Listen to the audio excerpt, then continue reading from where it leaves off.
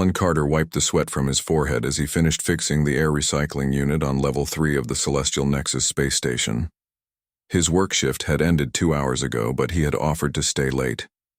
Again. The other technicians often joked that Alan must not have a life outside of work. They weren't entirely wrong.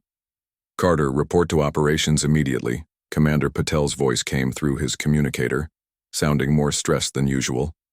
Alan sighed, packed his tools, and made his way through the curved corridors of the station. The Celestial Nexus was home to humans and 7 alien species, serving as a hub for diplomacy and trade in this sector of space. As a maintenance technician, Alan kept the systems running smoothly, preferring the company of machines to most, people or aliens. When he reached operations, he found Commander Patel in a heated discussion with 2 tall, insect-like aliens. The Vexthoran were known for their technical brilliance and strict adherence to protocol. Their exoskeletons gleamed under the station lights, and their forearms moved in agitated patterns. "Carter, good," Commander Patel said, noticing his arrival. "We have a situation." The commander led Alan to a side room where a strange containment field hummed.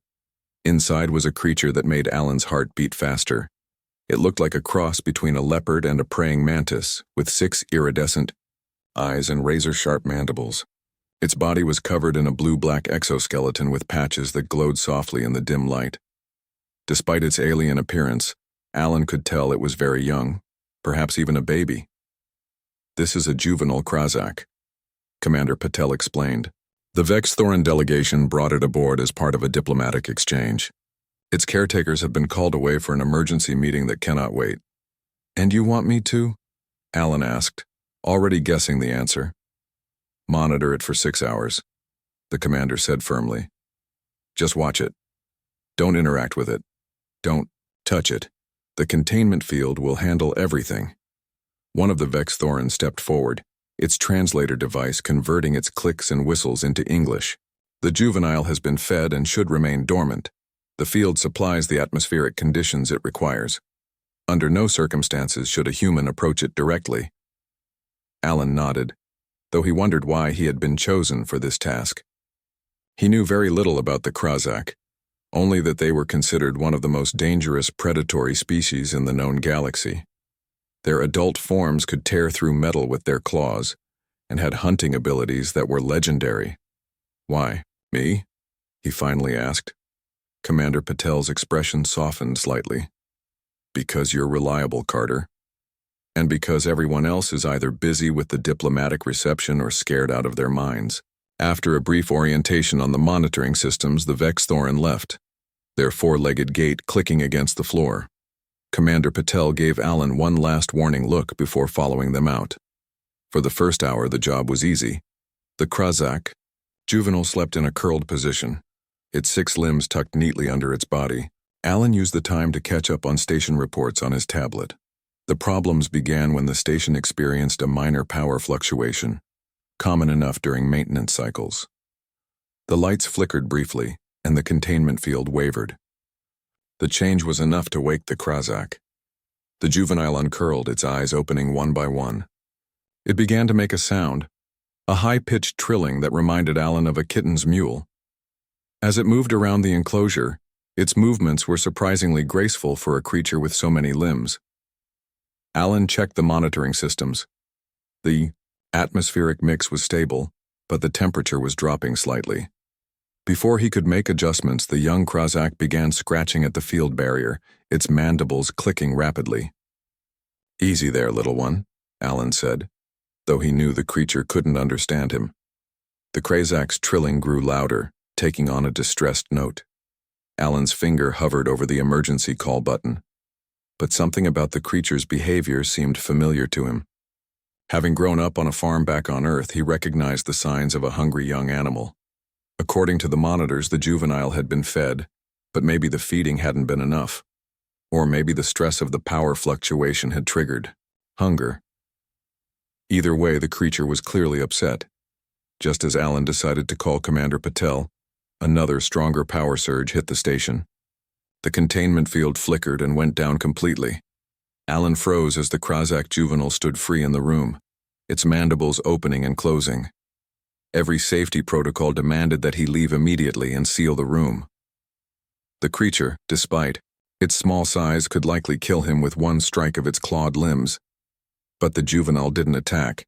Instead, it made that same trilling sound, now clearer without the field between them. It took a hesitant step toward Alan, its body language curious rather than aggressive. Drawing on his farm experience, Alan moved slowly. He remembered reading that Krazak were carnivores. In his pack he happened to have some jerky. Real meat was a luxury on the station. Moving with deliberate care, he took out a piece and placed it on the floor between them. The juvenile approached the meat, sniffed it with sensors on its face, and then consumed it with surprising delicacy. When it finished, it looked up at Alan expectantly. "That's all I've got, little one," he said softly. To his amazement, the Krazak approached him. Every instinct told Alan to back away, but something in those 6 eyes held him in place. The creature extended a limb, not the one with the dangerous claws, but a smaller appendage that seemed more dexterous. Against all common sense, Alan reached out his hand. The juvenile touched it with its limb, making a purring sound that vibrated through the air. When the containment field suddenly reactivated, the Krazak made a distressed noise. Without thinking, Alan adjusted the controls to lower the field. The juvenile immediately moved closer to him, pressing against his leg like a cat seeking comfort. By the time the Vex Thoran diplomats returned 4 hours later, the situation had changed dramatically. The Krazak juvenile was perched on Alan's shoulder, occasionally nuzzling against his neck with appendages that the Vex Thoran had warned could shred titanium. The look of shock on the aliens' faces told Alan everything he needed to know. He had broken every protocol. He had endangered himself and potentially the station, and somehow he had gained the trust of one of the most feared predators in the galaxy. The Vexithoran ambassador's 4 arms moved in patterns that suggested extreme distress. His translator struggled to keep up with his rapid clicks and whistles. "You let a human babysit an apex predator?" The translation finally came through, the mechanical voice unable to fully capture the alien shock. "And now it thinks he's its father?" Commander Patel stood in the conference room, her normally calm face showing signs of strain. Beside her, Alan Carter remained still, very aware of the young Krazak perched on his shoulder. The creature's weight was surprising, heavier than it looked, and its mandibles occasionally clicked near his ear in what Alan had come to recognize as a content sound. "We had limited options, Ambassador," Commander Patel explained. "The diplomatic emergency required your immediate attention, and Technician Carter was the only available personnel." The second Vex Thoran diplomat stepped forward. "This is unprecedented. The Krazak are our most valued military allies. They protect our trade routes across 3 sectors. This particular juvenile is the offspring of the 3rd brood matriarch, a very important figure." Alan felt the weight of their stares. He had broken protocol by interacting with the creature, but when the containment field had failed, he had followed his instincts rather than the rulebook. "The juvenile appears unharmed," Commander Patel pointed out. "In fact, it seems quite comfortable." As if to prove her point, the young Krazak nuzzled against Alan's neck with a limb that could easily tear through metal. The creature made a low purring sound that vibrated against Alan's skin. "Comfortable is an understatement," said a new voice. Dr. Liz Murray, the station's xenobiologist, entered the room with a scanner in hand. "According to these readings, the juvenile has formed an attachment bond. It's imprinted on Mr. Carter." The Vex Thoran ambassador's upper body swayed in what Alan guessed was dismay. "This is highly irregular. The Krazak do not form bonds with other species. They are apex predators, not pets." Dr. Murray moved closer, her scanner pointed at the juvenile. "That's what makes this so fascinating. The Krazak are known to be nearly impossible to bond with. We've never documented them forming attachments to species outside their evolutionary chain." One of the Vexithoran aides approached Alan and reached for the juvenile. The reaction was immediate and alarming. The young Krazak's body language changed completely. Its relaxed posture became rigid, its mandibles spread wide, and a high-pitched keening sound filled the room, Most concerning were the spines that suddenly extended from its limbs, spines that Alan knew contained venom. "Step back," Dr. Murray ordered the aide, who quickly retreated. "It's displaying protective behavior. It sees you as a threat to to Mr. Carter." The ambassador's translator produced a sound that might have been a sigh. "This creates a diplomatic situation of the highest complexity. The matriarch must be informed immediately." As if on cue, the communication screen on the wall activated. The face that appeared made Alan's breath catch. It was clearly a Krazak, but much larger than the juvenile, with a more developed exoskeleton and eyes that seemed to hold ancient wisdom. Patterns of light moved across its face in what Alan would later learn was a form of emotional expression. The matriarch spoke, and though he couldn't understand the sounds, Alan felt their power. The translator converted them to English. "I have been informed of an unusual event involving my offspring," the mechanical voice stated. "Show me this human." Commander Patel nervously gestured for Alan to step forward. He did, very aware of the small creature still perched on his shoulder. The matriarch's 6 eyes seemed to examine Alan thoroughly. The juvenile on his shoulder made excited clicking sounds, recognizing its parent. "Explain how this happened," the matriarch demanded. Alan swallowed hard. There was a power failure in the containment field. The juvenile seemed distressed. I offered it food, and it approached me on its own. I didn't force any interaction." The matriarch was silent for several long moments. Then, "The third. Brood values strength and instinct above all else. My offspring chose you. This is unexpected but not without precedent in our ancient histories." The vexed Thorin ambassador seemed surprised. "Matriarch, surely you do not approve of this situation." "I neither approve nor disapprove yet," the matriarch replied. "I wish to observe. The human will come to our homeworld with my offspring. I will judge this bond myself." Alan felt his heart race. The Krazak homeworld was known to be one of the most dangerous places in the galaxy for non-Krazak species. Few visitors returned. "With respect, matriarch," Commander Patel interjected, "Mr. Carter is a station technician, not a diplomat. He has no training for such a mission." "Yet my offspring has chosen him," the matriarch stated simply.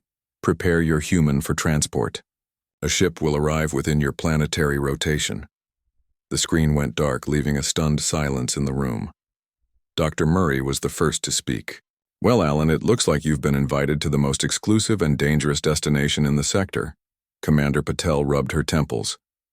"I need to inform Earth Command immediately. This could either be a diplomatic disaster or the greatest opportunity for human-Krazak relations ever." The young Krazak seemed to sense Alan's nervousness. It pressed its head against his cheek in what felt strangely like reassurance. Later that day, Alan sat in his quarters packing a small bag. The juvenile Krazak, which he had started calling Spike in his mind despite everyone's objections, explored the room with curious movements. "What have I gotten myself into?" Alan wondered aloud. Dr. Murray had spent hours briefing him on Krazak biology and behavior, but information was limited. The species was notoriously private and had only allowed scientific study of their young, under strict conditions. "Their society is matriarchal," she had explained. "Each brood is led by a matriarch who makes all major decisions.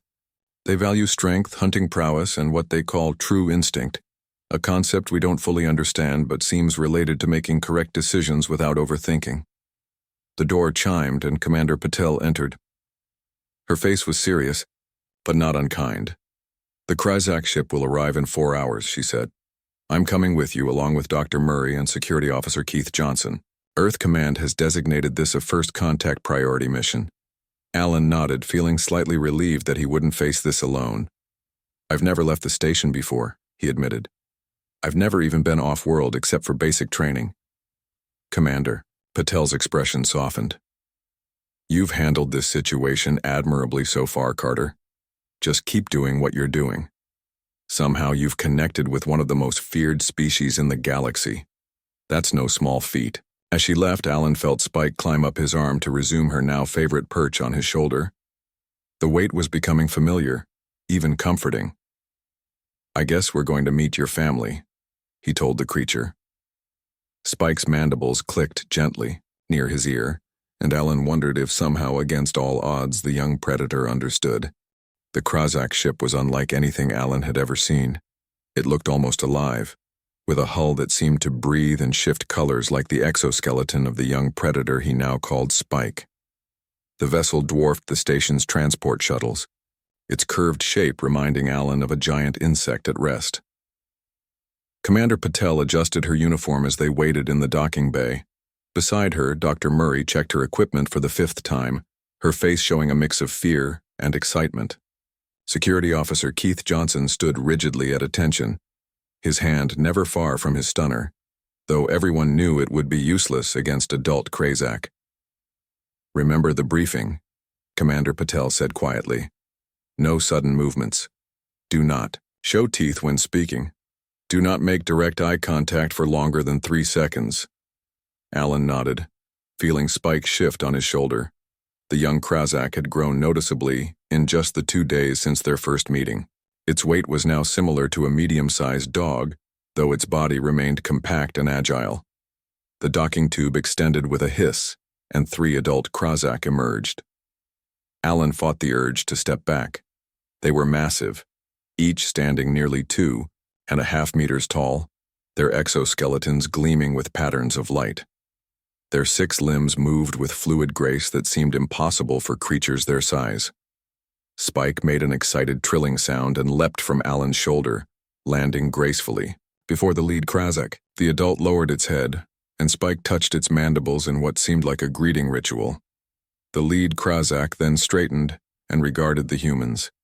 Its voice came through a translator device attached to its exoskeleton. "I am Hunt Leader, Kraval. The matriarch has ordered safe passage for the human caretaker and his companions."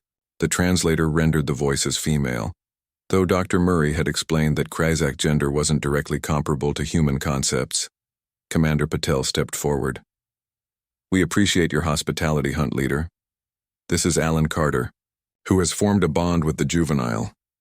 Kraval's compound eyes studied Alan with unsettling intensity. "Your kind are known to us, though we have limited direct contact.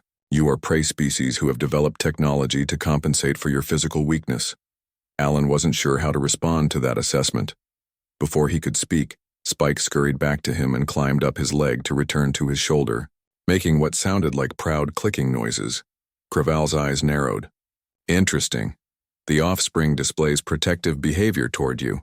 Follow me to the ship. The journey to the homeworld will take 3 of your Earth days." The interior of the Krazak ship was warm and humid, with corridors that curved organically. The lighting pulsed in patterns that Alan found slightly disorienting. They were led to a section that had clearly been modified for non-Krazak visitors. The air was drier, the temperature cooler, and there were actual chairs, rather than the perching platforms the Krazak preferred. "These will be your quarters," Kraval stated. "The offspring will remain with its chosen caretaker. You may move freely within the marked sections of the ship. Attempt to enter unmarked areas at your own risk." After Kraval left, Dr. Murray immediately began setting up her equipment. "This is an incredible opportunity," she said, her earlier fear now completely replaced by scientific enthusiasm. "No human has spent this much time on a Krazak vessel before." Commander Patel looked less excited. "This is still a diplomatic situation with high stakes. Carter, continue whatever you've been doing with the juvenile. It seems to be working." Keith checked the security of their quarters before relaxing slightly. "I've heard stories about the Krazak homeworld. They say the atmosphere itself has predators." "Urban legends," Dr. Murray dismissed. "Though the planet does have one of the highest concentrations of apex predator species in known space. The Krazak evolved in an environment where they weren't even the top predator initially." Alan sat on one of the beds and Spike immediately climbed down to explore the new surroundings. The creature moved with increasing confidence, testing the walls and furniture with its limbs. When it found a spot it liked, it began creating a nest-like arrangement with the bedding materials. Over the next days, Alan fell into a routine. Each morning, Kraval would bring protein-rich food suitable for both humans and Krazak young. Alan would feed Spike first, a behavior that seemed to impress the adult Krazak, before eating himself. Dr. Murray took every opportunity to observe and document their interactions. She's growing at an accelerated rate, the doctor noted on the second day. Based on known Krazak development patterns, she should still be in the early growth phase, but she's already showing signs of entering the hunting practice stage. Is that good or bad? Alan asked, watching as Spike practiced pouncing on shadows cast by the ship's pulsing lights. It means she feels secure, Dr. Murray explained. Krazak young only progress to hunting practice when they feel their territory, and food supply are stable. She clearly feels safe with you, which is accelerating her development. Alan had also discovered that Spike enjoyed music. Using his personal device, he played various recordings, finding that the young Krazak seemed particularly drawn to jazz. The complex rhythms appeared to match some pattern that made sense to the alien creature, causing it to sway in time with the music. On the third day, Kraval entered their quarters unannounced. We approach the homeworld. Come to the observation deck. They followed the hunt leader through the winding corridors to a large chamber with a transparent section looking out into space. The view made Alan catch his breath. The Krazak homeworld hung before them, a sphere of deep greens and purples with swirling cloud patterns in shades of amber. It looked beautiful but somehow threatening, even from orbit. Our world is called Kthar in your language, Kraval said. It means hunting ground of the worthy. Few outsiders have seen its surface and returned. Commander Patel and Keith exchanged concerned glances, but Dr. Murray moved closer to the viewport, her eyes wide with wonder. The patterns in the northern hemisphere, are those the crystal forest mentioned in xenobiology texts? She asked. Kraval seemed surprised by the question. You know of our sacred hunting grounds? Only from limited scientific exchanges, Dr. Murray admitted. The bioluminescent properties of the crystal formations are unique in known space. For the first time, Kraval's posture changed, becoming slightly less rigid. You may have a hunter's eye for a human.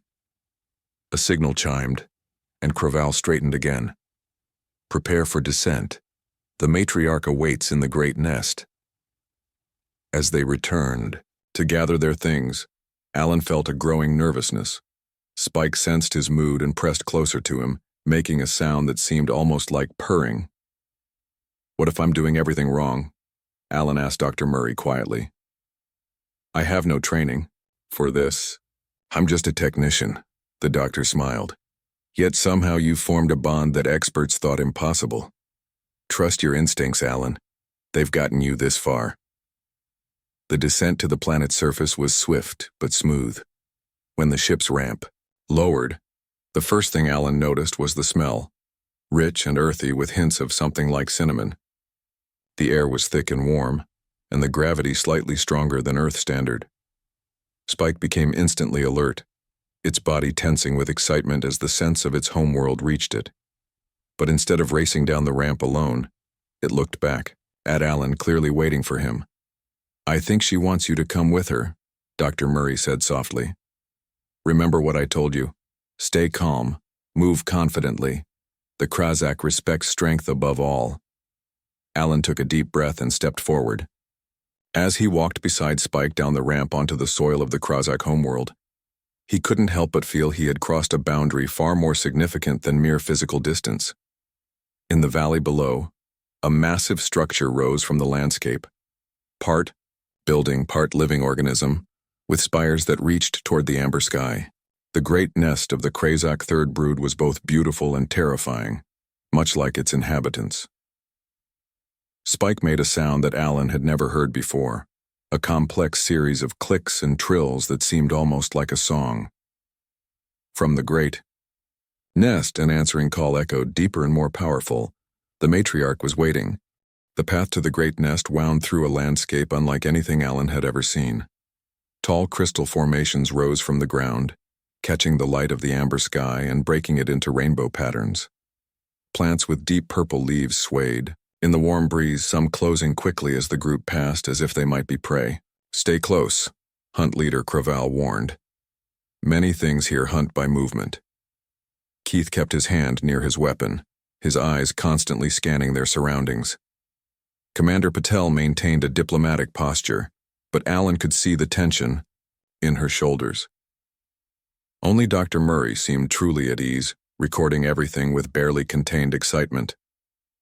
Spike stayed close to Alan, occasionally making clicking sounds that seemed to be warnings or guidance. Twice the young Krazak pushed Alan in a different direction than he was walking, and each time, Kraval nodded in approval. "The offspring guides you well," the hunt leader said. "It warns you away from scent markers of the ridge stalkers." "Ridge stalkers?" Keith asked, his voice tight.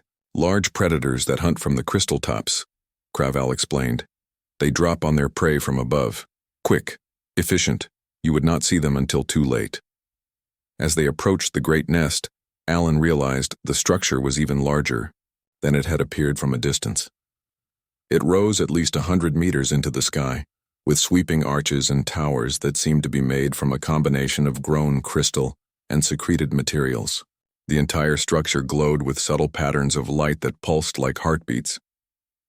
Krazak warriors stood at the entrance, larger than Kraval, with exoskeletons marked by battle scars and decorative etchings.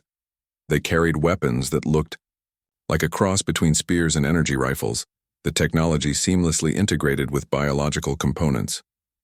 The warriors parted as Kraval approached, their mandibles clicking in what Alan assumed was a form of salute or greeting. Inside the great nest was a marvel of biological architecture. The walls seemed to breathe, expanding and contracting slightly. Light came from bioluminescent patches rather than artificial sources, casting everything in a blue-green glow. They passed chambers where young Krazak practiced hunting movements under the watchful eyes of adults. In other areas, Krazak worked with complex equipment that Alan couldn't begin to understand, part technological, part biological. "The Krazak don't separate technology from biology the way humans do," Dr. Murray whispered to Alan. "They're computing. Systems are partly grown rather than built." Finally, they reached a massive central chamber, a dome-shaped space with terraced levels rising around a central platform. Dozens of Krazak watched from these terraces, their eyes reflecting the light like clusters of jewels. On the central platform waited the largest Krazak Alan had ever seen. The matriarch of the third brood stood nearly 3 meters tall, her exoskeleton a deep blue-black with patterns of light that moved across it like flowing water. Battle scars marked her limbs and torso, telling of countless victories. Spike immediately became very still, then made a series of complex sounds. Without waiting for the humans, the young Krazak approached the matriarch, moving in what seemed to be a ceremonial pattern. 3 steps forward, a pause, then 2 more, before lowering its body in a posture of respect. The matriarch responded with a deep rumbling sound. She reached down with one massive limb and gently touched Spike's head. The patterns of light on both their bodies synchronized briefly, pulsing in the same rhythm. "Approach, human caretaker," the matriarch's translator rendered in a deep, powerful voice. Alan swallowed hard and stepped forward, trying to remember all the protocol he'd been hastily taught. He stopped at what he hoped was a respectful distance and lowered his head slightly. "You are small," the matriarch observed, "even for a human.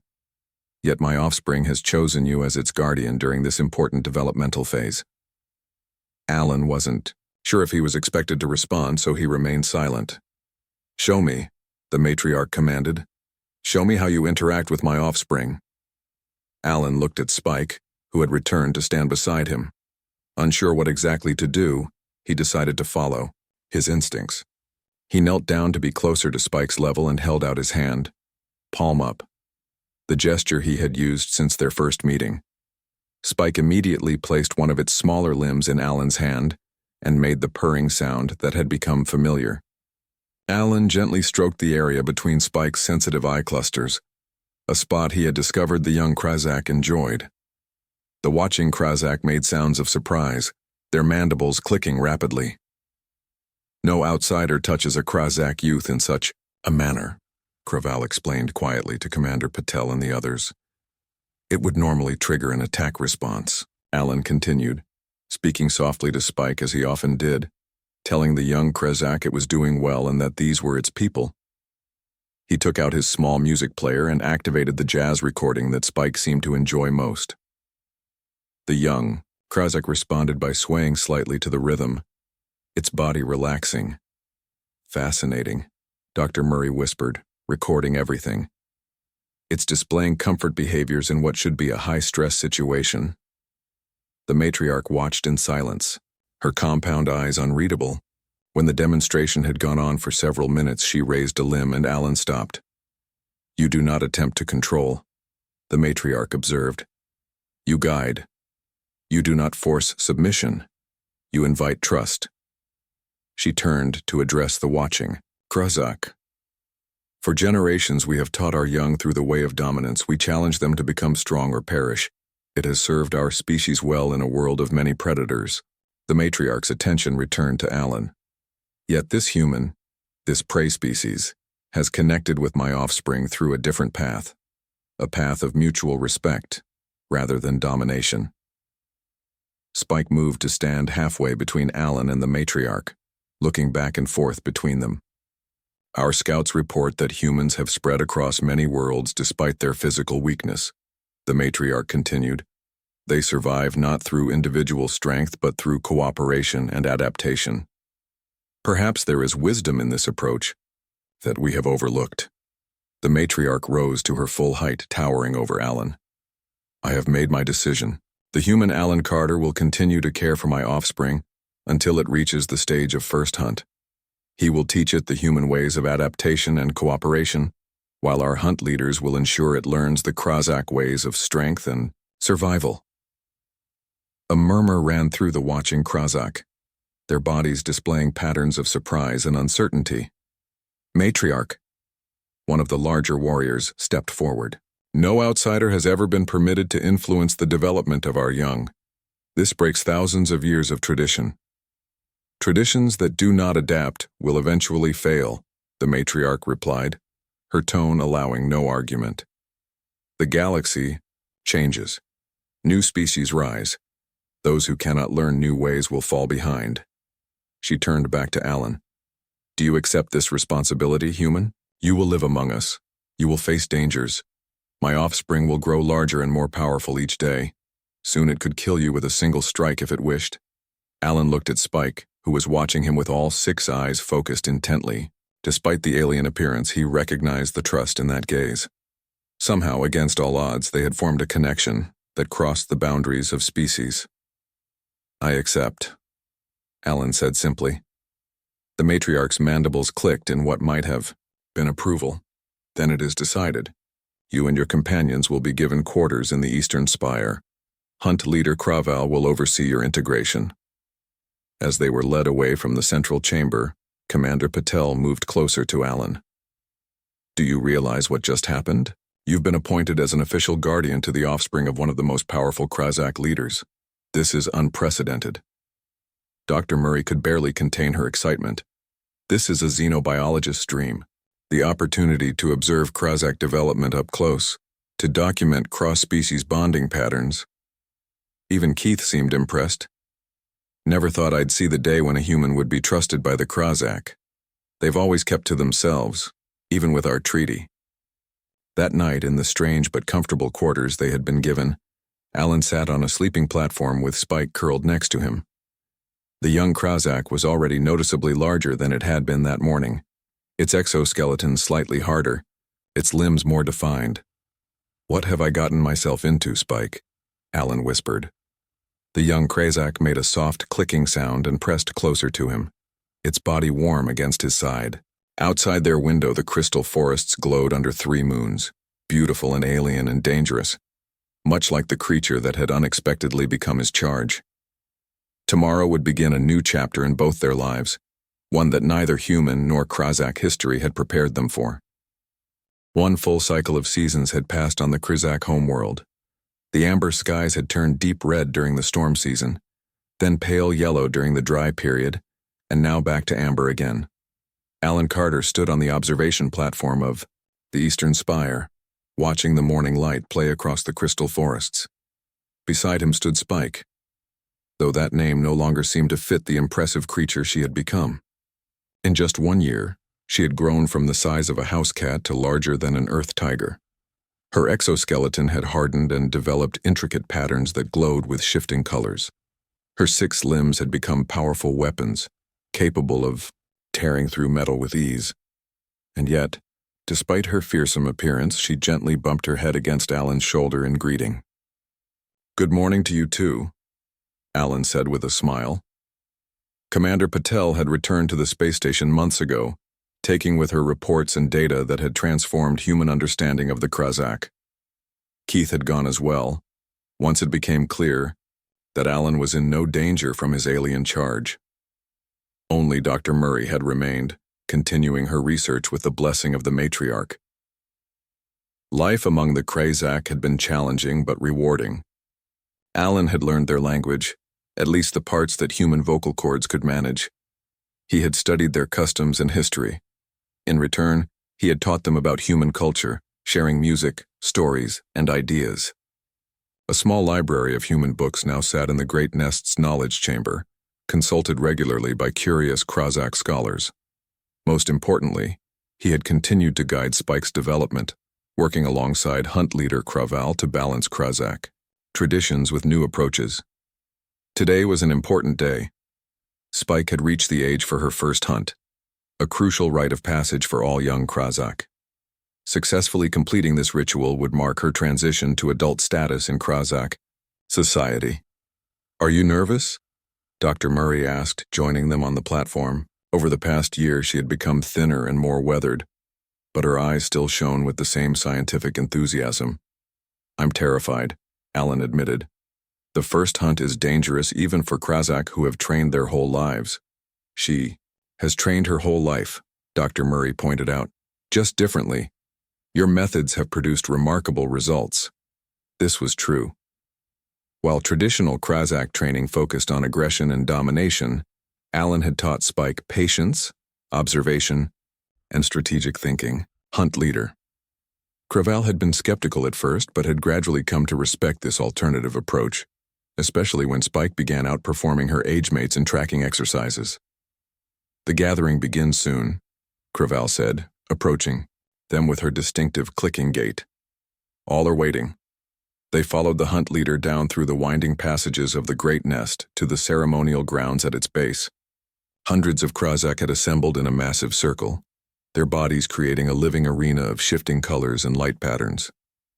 The matriarch waited at the center, even more imposing than when Alan had first met her. Spike walked beside Alan, until they reached the edge of the circle. There she turned to him, her 6 eyes focused intently on his face. Alan reached out and placed his hand on the spot between her eyes, their gesture of connection since the beginning. "You're ready," he said softly. "Trust your instincts, but remember what we practiced. Observe before you strike. Patience is a weapon too." Spike made the purring sound that had become so familiar and touched her mandible to Alan's hand in what he had come to recognize as affection. Then she straightened to her full height and walked alone into the circle to face the matriarch. The matriarch's voice echoed across the gathering. "Today we witness the first hunt of my offspring, who has been guided by both Krazak wisdom and human perspective. Some doubted this path. Some feared it would produce weakness." Her massive head turned toward Alan. "The human Alan Carter took responsibility for my offspring when fate placed them together. He has honored that responsibility with dedication and respect for our ways, while bringing new ideas worthy of consideration." The matriarch raised all 6 of her limbs in a formal gesture. "Let the first hunt begin." A section of the ground at the center of the circle opened, and from it emerged a creature that made Alan gasp. It looked like a cross between a scorpion and a wolf, with a segmented body covered in armored plates and multiple legs ending in razor-sharp claws. Its tail arched over its back, tipped with what was clearly a venomous stinger. "A ridge stalker," Kraval explained. "One of the deadliest hunters in our world. Normally the first hunt involves tracking such prey in the wild, but for ceremonies of special importance, we bring the prey to the gathering." Alan's heart raced as he watched the ridge stalker circle Spike, its multiple eyes tracking her movements. Spike remained perfectly still, employing the patience Alan had taught her rather than rushing into attack as young Krezak traditionally did. The ridge stalker charged suddenly, its claws extended. Many of the watching Krezak clicked their mandibles in concern. This was not how a first hunt usually proceeded. The young hunter was supposed to attack first, to show aggression and dominance.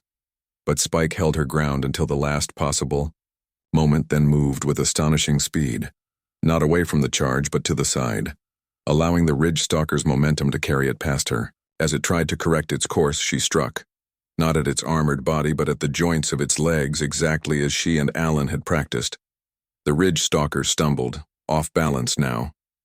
Spike continued to move around it, striking at vulnerable points rather than meeting its strength directly. It was like watching a deadly dance, each movement precise and calculated. When the final strike came, it was so quick that many observers missed it. Spike targeted the one weakness they had identified in the ridge stalker's armor, a small gap where its head connected to its body. Her strike was clean and merciful, ending the battle instantly. A moment of silence fell over the gathering, followed by a wave of clicking sounds that Alan had learned was Krezak applause. Even those who had been most skeptical of human influence could not deny the effectiveness of what they had just witnessed. The matriarch approached her offspring, touching her in the traditional blessing of successful hunters. Then, to everyone's surprise, she beckoned Alan forward as well. The offspring of the third brood has completed the first hunt with honor, the matriarch announced. She has shown the strength of our traditions and the value of new understanding. Both her mentors share in this achievement. Alan stood beside Spike, feeling a complex mix of pride, relief, and sadness. He knew that after the first hunt, young Krezak traditionally began a more independent life. His daily role in Spike's development would diminish. Later, as the celebration continued in the great nest, the matriarch spoke to Alan privately. "You have completed your task with honor, human. My offspring has grown strong in ways both familiar and new to our kind." "Thank you, matriarch," Alan replied. "It has been my privilege." "The bond you have formed is unusual, but valuable," she continued. "I have been in contact with your human leaders. We wish to expand our exchange of knowledge and culture. You have shown that our species can learn from each other."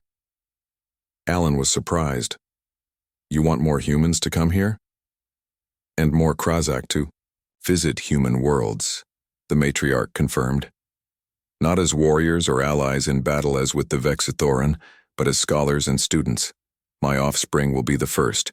She will visit your Earth as an ambassador once her secondary education is complete." The idea of Spike visiting Earth one day filled Alan with unexpected joy. "I would be honored to guide her there, as I have here."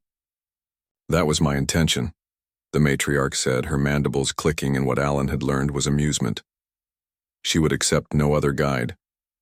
As if sensing they were discussing her, Spike approached, her movements now carrying the confidence of a successful hunter. She settled beside Alan with the same trust she had shown since their first meeting on the space station. Dr. Murray joined them, her data pad filled with notes from the hunt. "You've made history today, Alan," she said. "The first human to raise a Krezak young, the first to witness a first hunt ceremony. This will transform our understanding of interspecies relationships." But Alan wasn't thinking about history or science at that moment. He was thinking about the journey that had brought him here, from an unremarkable technician who worked extra shifts to avoid an empty apartment, to someone who had found purpose and connection in the most unexpected place. "She wasn't the only one who grew," he said quietly, placing his hand on Spike's head in their familiar gesture. The young Krezak's body lights pulsed in a pattern that Alan recognized as contentment. Outside, the 3 moons of the Krezak homeworld rose over the crystal forests, casting rainbow patterns across a world that had once seemed impossibly alien, but now felt like a second home. Sometimes, the most dangerous thing in the universe just needed someone to show it kindness. And sometimes that kindness changed both the giver and receiver in ways neither could have imagined.